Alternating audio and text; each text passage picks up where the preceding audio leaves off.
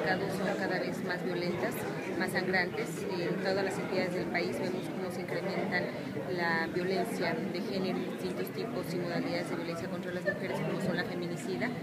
Hay entidades como Oaxaca que están entre una de las 10 primeras entidades con índices de asesinatos y muertes violentas de mujeres en el país, otros tipos de violencia, violencia sexual, violencia psicológica, económica, física, y me parece que eso lo que refleja es que al mismo tiempo que mujeres han ido conquistando, me parece avances importantísimos, al mismo tiempo las respuestas se recrudecen, y bueno, creo que uno de los temas que también lo evidencian es el incremento de las redes de trata y tráfico sexual de niñas y mujeres en todo el país. Vemos, recientemente estuve en Veracruz y pues las representantes de las organizaciones de la sociedad civil reportaban que en esta entidad se ha incrementado, por ejemplo, en la ciudad de Jalapa, cada semana desaparecen entre 5 y 7 jovencitas, entre adolescentes y jóvenes, y al mismo tiempo se han incrementado los burdeles en la entidad. Entonces, me parece en la esfera de los medios de comunicación, pues es muy importante que pongamos la atención. A mí me da mucho gusto y felicito a las compañeras de la MEDI Oaxaca, porque me parece que han trabajado muy fuerte por colocar a como uno de los temas de prioridad nacional. Sabemos que ahorita a nivel nacional en el Senado se está discutiendo la ley de medios, la ley de telecomunicaciones. Desde aquí también hacemos un llamado porque los partidos integrantes del Pacto por México, pues parece que la próxima semana presentarán ya una propuesta de iniciativa, pero hay claras señales de que esta iniciativa no va a reformar democráticamente el sistema de medios y de telecomunicaciones, sino que pues se va a encargar de favorecer los intereses de las empresas que sabemos ostentan, en el caso de radio y televisión, que son Televisión Azteca, el 91% del espectro radioeléctrico, y en el caso de telecomunicaciones, pues el monopolio que sostiene Telmex en esto. Entonces, lo menciono porque esto tiene implicaciones, desde luego, en las representaciones que vemos circulan en los medios de comunicación sobre las mujeres, porque si contamos con que Televisa y Televisión Azteca tienen más del 90% de las frecuencias de radio y televisión en el país, si vemos que ese tipo de representaciones sexistas, discriminatorias, circulan a través de las principales cadenas y que estas cadenas repiten sus señales a través de las repetidoras, pues vemos que los productos culturales que circulan mantienen estos estereotipos de género que no favorecen la ciudadanía de las mujeres. Entonces, insisto, yo les agradezco mucho su atención y pues espero que podamos dialogar juntos, y en los medios de comunicación hay mucho que hacer, impulsar códigos de ética, que les voy a hablar al final de la conferencia. Gracias.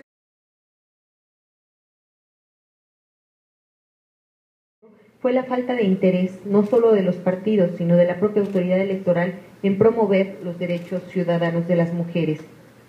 Otro de los saldos desafortunados de este proceso fue el tratamiento misógino que encontró eco en los medios de comunicación y particularmente en las redes sociales, en torno a la participación política de las mujeres. Acusándolas sin fundamento, circularon, por ejemplo, una buena cantidad de memes que las señalaban como responsables del posible triunfo de Peña Nieto, a quien supuestamente las mujeres de este país le darían el voto por ser guapo.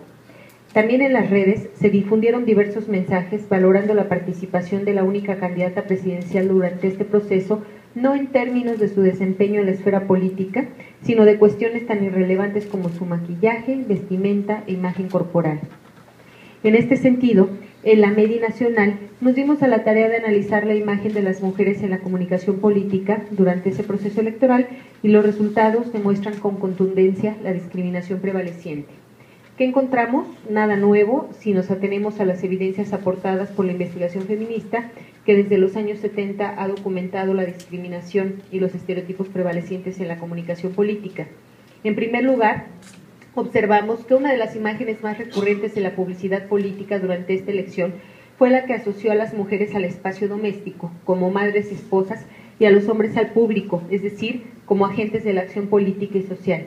De ahí que la diferenciación entre temas soft y hard, dos conceptos muy comunes en la comunicación política, respondiera al binarismo que asocia a las mujeres o a las candidatas a temas como la familia, el bienestar social, la salud y las relaciones humanas, y difícilmente a áreas como la economía, la política, la ciencia y la tecnología, que son del dominio de las mujeres políticas, suele ser asociado a su identidad como madre-esposas, lo que es utilizado a veces como estrategia para cuestionar su viabilidad política, mientras que en el caso de los hombres, poder y masculinidad no son siquiera mencionados en el análisis. Vuelvo al caso de Josefina Vázquez Mota, sobre quien fue muy común escuchar en los medios de comunicación la asociación entre sus acciones públicas, su vida doméstica y sus mandatos de género. Que si era madre, que si descuidaba a sus hijas por andar en la campaña, que si era la señora de la casa, que si utilizaba Photoshop para parecer más blanca, que si hacía ejercicio, que si era anoréxica. Y desde luego, por el hecho de ser mujer, se le exigió demostrar conciencia de género, cuando sabemos ni el sexo ni el género son condiciones que en automático promueven la conciencia política y ciudadana de las mujeres. En oposición a las mujeres como destinatarias. Los números de la campaña audiovisual de Gabriel Cuadri van en el mismo sentido. En el 100% de sus spots, él figuró como principal actor y solo el 3% de su publicidad fue dirigida al electorado femenino. Y aunque la campaña en radio y televisión de Andrés Manuel López Obrador incorporó a las mujeres como principales figuras políticas de la enunciación del mensaje, el incremento no fue significativo respecto a los otros candidatos, solo 8%. Además de que en ningún anuncio hizo eco de las demandas y propuestas del movimiento feminista. Por su parte, y aunque incorporó a más mujeres en su publicidad, en términos de principal actor político y enunciación del mensaje, Josefina Vázquez Mota no interpeló a las mujeres en su condición de ciudadanas, sino de madres y esposas. Estos datos muestran que la discriminación de género que domina en la sociedad y en la política, domina también en las rutinas de producción. Las mujeres en sus hogares acompañando a sus hijos, y en el caso de los hombres hay un repliegue a lo doméstico supeditado a la tercera edad, es decir, cuando advertimos la presencia de hombres y de mujeres en la publicidad de Josefina Vázquez Mota, a los hombres se les representa en el espacio público y les digo solamente en el doméstico cuando se trata de ancianos. ¿Cómo se representa el lenguaje con perspectiva de género que tiende a erradicar el lenguaje sexista?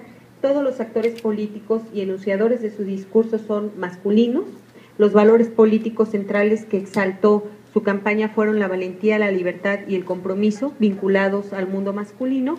Y aunque se observa la... Enrique Peña Nieto, creo que ya en algún momento platicamos de los resultados de toda la investigación, fue súper interesante, ¿no? Ver toda la construcción de la campaña de Enrique Peña Nieto, que lo que exaltó fue esta figura del Mesías como el todo resolvedor de las cosas, que lo continuamos viendo hasta el día de hoy con esta campaña de sí se puede, ¿no?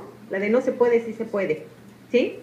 Que ya estamos escuchando al aire los spots que van dando cuenta de los saldos de sus primeros meses de gobierno, ¿no? Que ya se firmó el Pacto por México, que ya está impulsando la reforma educativa.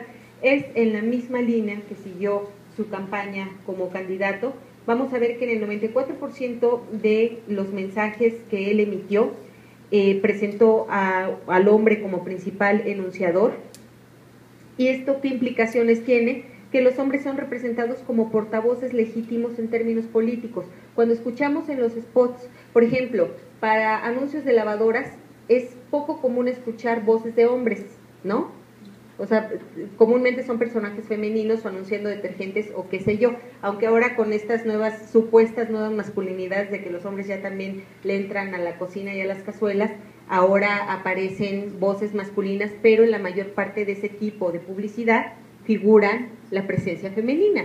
En cambio, en la esfera política, aquí lo corroboramos con estos análisis, casi todos los spots de los candidatos, exceptuando los de la candidata que ya lo vimos, contienen como principal enunciador a un hombre.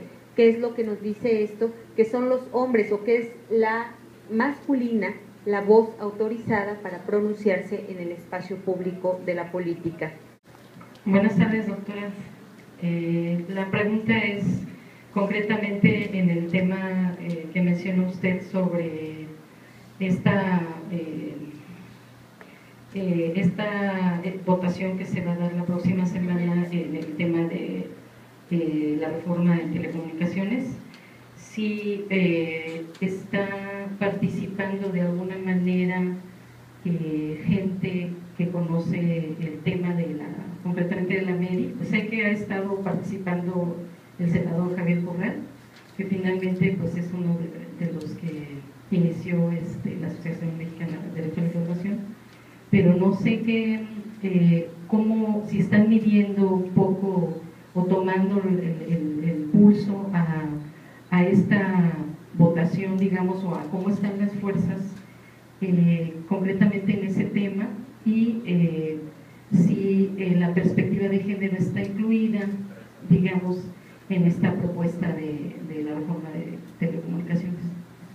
En el año 2008 presentamos a la Comisión de Radio y Televisión del Senado, que es la encargada de llevar adelante la ley de radio y televisión y de telecomunicaciones, una propuesta, les decía, que tiene el objetivo de transversalizar la ley de medios con perspectiva de género. En aquel momento nos reunimos con Javier Corral, que no era senador, y con Marcela Lagarde y Angélica de la Peña, que fueron legisladoras en la Cámara de Diputados, y con este fin, bueno, presentamos esa propuesta que es muy completa, porque lo que vemos aquí es una parte solamente del problema que tiene que ver con la representación mediática de la participación política de las mujeres, de la ciudadanía y de los derechos humanos de las mujeres, pero si nos vamos al ámbito del acceso y participación, por ejemplo, que es una investigación que estoy llevando adelante en este momento en la UNAM, lo que observamos es que muy pocas mujeres figuran como propietarias de medios de comunicación en este país.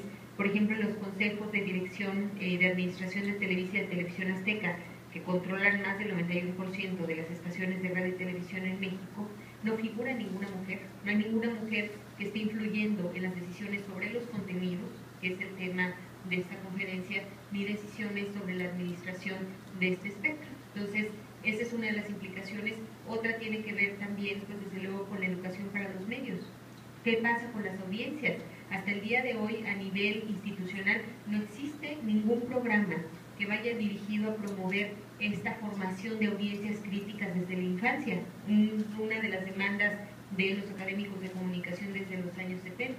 Entonces, con todas estas líneas presentamos esa propuesta, está dentro de los documentos que el Senado está evaluando para esta reforma, pero también lo que sabemos es que principalmente Televisa tiene en este momento lo que denominamos como telebancada, que es un grupo de aproximadamente 21 legisladores del del PRI y del Partido Verde, y que están representando ahí los intereses de las televisoras. ¿En este sentido cuáles fueron las consideraciones que estas personas realizaron a su propuesta? A ver, dentro de los partidos no son cosas homogéneas. Hemos escuchado casos de, recientemente, el caso de dos compañeras que fueron asesinadas, ¿no?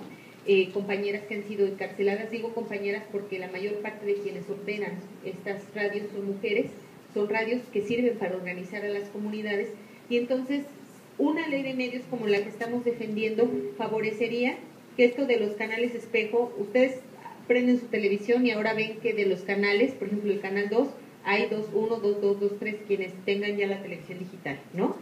Eso es muy importante. Yo no lo entendía y ahora ya lo entendí.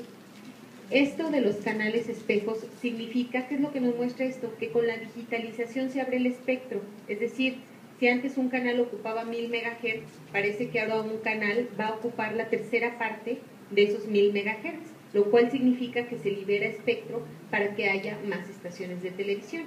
Si tuviéramos una ley democrática, estas estaciones comunitarias, estas televisoras comunitarias, estas radios comunitarias, podrían contar con un lugar en el espectro para transmitir su señal. Pero como el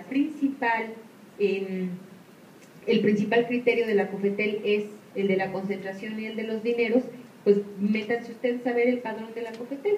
El 91% de radio y televisión la tienen Televisión Azteca. Entonces, como estudiantes, ustedes pónganse a ver cuántas radios universitarias y televisiones universitarias hay, poquitísimas. La mayor parte de medios públicos pertenecen a los gobiernos de los estados y sabemos, muchos de esos gobiernos tienen o operan con un control muy fuerte a las televisoras locales. Democracia en México, los medios de comunicación y las mujeres. También agradecemos a todas las personas que nos acompañaron. Muy buenas tardes.